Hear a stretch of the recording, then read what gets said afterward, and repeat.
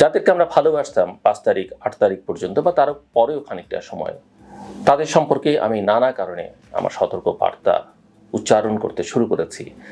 Misguided, তারা উচ্চাভিলাষী, তারা ডিরেইলড, কথাগুলো আমি বলছিলাম অনেকদিন ধরেই। এবং এগুলো বলতে গিয়ে, তাদের কিছু অ্যাক্টিভিটিসের কথা বলতে গিয়ে আমি প্রচুর সামাজিক যোগাযোগ মাধ্যমে বকাবকির শিকার হয়েছি। কিন্তু কেউ যদি লক্ষ্য করেন, হ্যাঁ, আমি বলছি না যে আমার সব কথা 100% গত কয়েক বছরে মিলেছে, কিন্তু শেখ হাসিনার বিদায়ের কথা আমি কিন্তু যে 2-3 দিন আগে শেখ হাসিনা যখন ক্ষমতায়, তখনই বলেছি, জীবনের ঝুঁকি নিয়ে বলেছি। আজকে যখন মব জাস্টিস, শেখ হাসিনার আমলের যে ট্যাগ কালচার, সেখান থেকে বাংলাদেশ মুক্ত হয়নি, তখনও কিন্তু আমি এই কথাগুলো বলে চলেছি। আমি পঞ্চপাণ্ডবের কথা বলছিলাম, অনেকে সেটা নিয়ে ব্যঙ্গ করেছেন। আমি এগুলো কেন বলছি, এই বীরদের, এই তরুণদের সম্পর্কে আমি সব কথা কেন বলছি? সো অনেকেই আমাকে বকাবকি করেন, অনেকে অসন্তুষ্ট, এমনকি আমার বন্ধুকুলের মধ্যে অনেকে জ্ঞানীগুণী মানুষরাও, যারা তাদের যৎকিঞ্চিত সমালোচনা করেন, কিন্তু তাদের এক ধরনের স্নেহ তাদের প্রতি আমি দেখতে পাই। আমারও ভালোবাসার স্নেহ তাদের প্রতি ছিল, কিন্তু ওই যে তাদের পেছনে যারা আছেন, তাদের পানি যারা প্রচার করে বেড়ান নানা জায়গা থেকে, এবং তাদেরকে যারা উস্কানি দিচ্ছেন, তাল দিচ্ছেন, তেল দিচ্ছেন, তাদের নিয়ে আমার কথা। এবং তাদের কর্মকাণ্ড নিয়ে আমি কিন্তু সংশয় প্রকাশ করেছি বিভিন্ন সময়ে। এখন বলবেন তরুণদের নিয়ে এত কথা বলবার দরকার কি? আমি অনেক আগেই বলেছি যে এই তরুণরা এখন আর বাংলাদেশের সকল তরুণদের, সকল ছাত্রদের প্রতিনিধিত্ব করে না।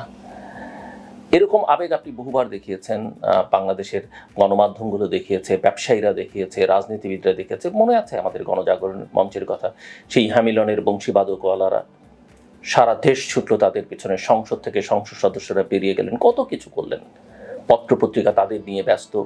ফর্চুনেটলি আর আনফর্চুনেটলি আমি একদমই ছিলাম না, আমি সেখানে যাইও নি।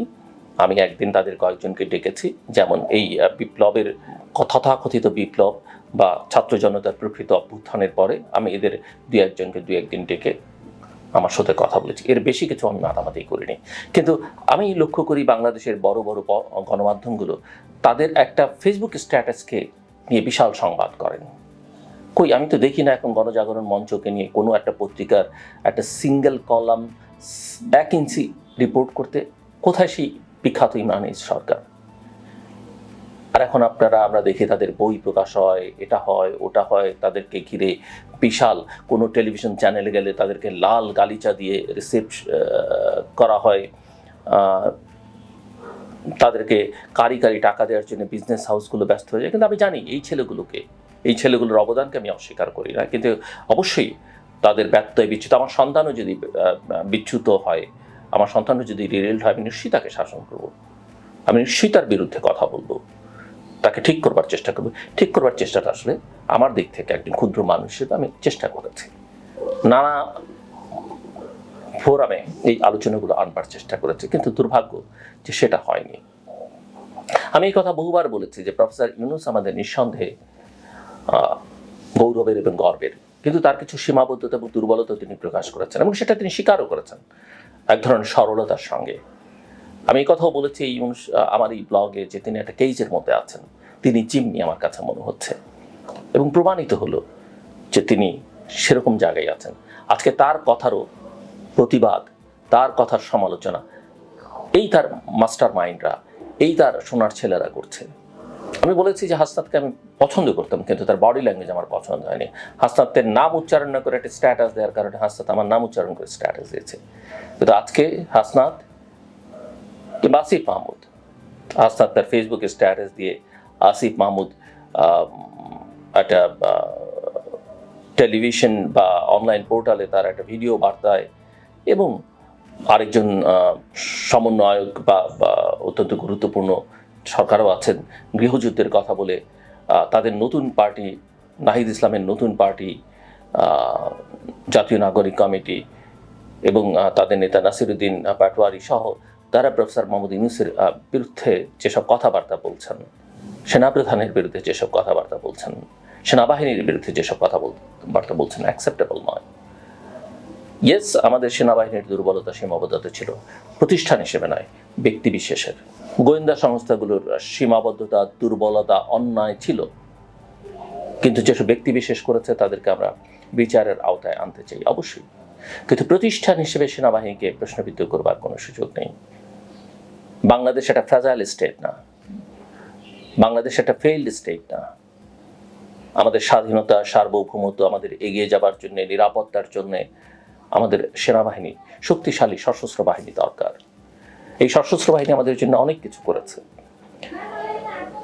ইয়েস, তারা একটা সরকারের অধীনে কাজ করে, তাদের অনেক সময় চাইলে অনেক কিছু তারা করতে পারে না, একটা শৃঙ্খলার মধ্যে থাকতে হয়। কিন্তু এই কথা তো মানতে হবে, 90-এর অভ্যুত্থান যদি জেনারেল নুরুদ্দিন না চাইতেন, তৎকালীন সেনাপ্রধান, সফল হতো না বা এরশাদের পতন হতো না।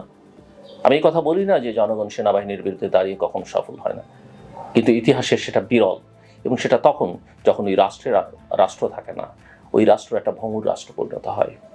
জুলাই আগস্টে এত রক্তদান আত্মদান সফল হতো না যদি আমাদের সেনাবাহিনী, বিমান বাহিনী, নৌবাহিনী, বিশেষ করে সেনাবাহিনী এবং সেনাপ্রধান সেদিন যদি শক্ত অবস্থান না নিতেন, সেদিন যদি প্রধানমন্ত্রীর কথা শুনতেন, সরকারের কথা শুনতেন। সেনাপ্রধান তো তার আত্মীয়, কিন্তু আত্মীয়তার বন্ধন তাকে তার দায়িত্ব থেকে পিছু হটতে বাধ্য করেনি। তিনি দায়িত্ব পালন করেছেন, নির্দেশ মানেননি, তিনি তার যেটা করা দরকার দেশের স্বার্থে, জনগণের স্বার্থে সেটা করেছেন। সেনাপ্রধানকে অনেকে ভারতের দালাল বলেন। আমি সব কথার মধ্যে ভারত টেনে আনার পক্ষপাতী না। ভারতের দুর্বলতা, সীমাবদ্ধতা, আমাদের সঙ্গে তাদের যে সম্পর্কের টানাপোড়েন, এগুলো নিয়ে আমি অনেকবার কথা বলেছি।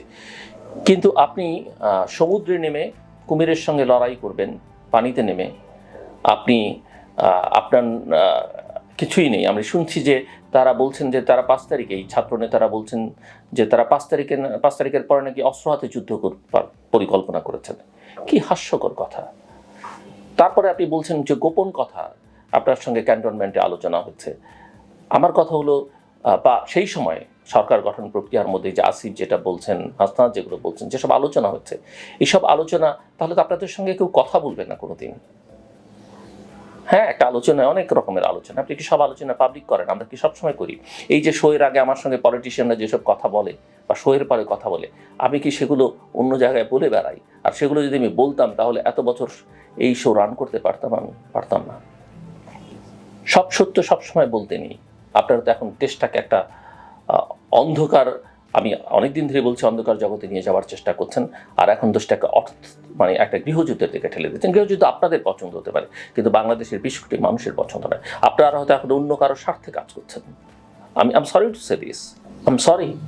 আপনি সেনাপ্রধানের সততা নিয়ে প্রশ্ন তুলতে পারেন না, আপনি সেনাপ্রধানের আন্তরিকতা নিয়ে প্রশ্ন তুলতে পারেন না, সেনাবাহিনীকে নিয়ে প্রশ্ন আপনি তুলতে পারেন না। জনগণের মুখোমুখি দাঁড় করাবার কোনো কারণ নেই। সেনাপ্রধান একবারের জন্য বলেননি যে তারা ক্ষমতা নিতে চায়, সেনাবাহিনীর কথা বলেনি, তাহলে কেন আমরা বলছি?